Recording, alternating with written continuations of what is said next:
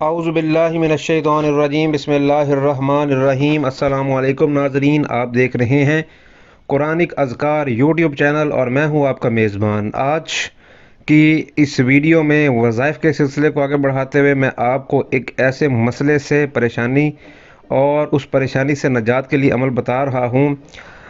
اگر آپ نے کوئی بھی چیز یا اپنی پراپرٹی، جائیداد، دکان، مکان کرائے پر دیا ہوا ہے اور کرایہ دار آپ کی جڑوں میں بیٹھ گئے ہیں، نہ تو وہ کرایہ دیتے ہیں اور نہ ہی وہ مکان یا گھر یا آپ نے جو بھی پراپرٹی دی ہے اس کو خالی کرتے ہیں، تو آپ پریشان ہیں مالی وجہ سے بھی اور ان کی آئے روز لڑائیوں جھگڑوں کی وجہ سے بھی، تو آپ نے یہ وظیفہ کرنا ہے۔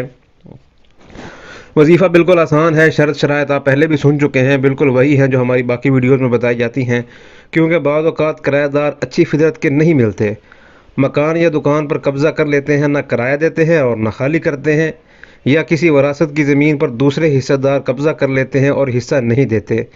اور یہ مسئلے مسائل تو آج اتنے زیادہ ہو چکے ہیں کہ عدالتوں میں مقدمات کا فیصلہ ہونا بھی ناممکن ہو چکا ہے۔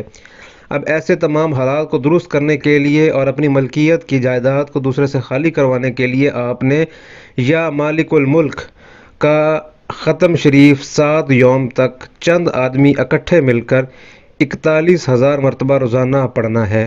انشاءاللہ مقدمے میں یا آپ کا کوئی بھی اس ریلیٹڈ مسئلہ ہوگا، آپ کی کامیابی ہوگی۔ اگر آپ کا گھر، مکان یا مقدمہ نہ ہو، صرف جھگڑا ہی ہو، تو پھر بھی مکان یا دکان انشاءاللہ اللہ تعالیٰ کی طرف سے ایک ایسی مدد، ایک ایسی برکت ہوگی۔ آپ نے دعائیں بھی ساتھ مانگنی ہے، تو آپ کا اس مسئلے سے آپ کی جان بغیر کسی جھگڑے یا بغیر کسی پریشانی سے چھوٹ جائے گی۔ لیکن آپ نے اللہ تعالیٰ سے اس مسئلے کے حل کے لیے دعا ضرور کرنی ہے۔ اللہ تعالیٰ سے تعلق آپ نے مضبوط لازمی کرنا ہے۔ جب تک تعلق مضبوط نہیں ہوگا تو ہماری دعاؤں میں وہ اثر نہیں ہوگا جو قبولیت والی دعائیں اثر رکھتی ہیں۔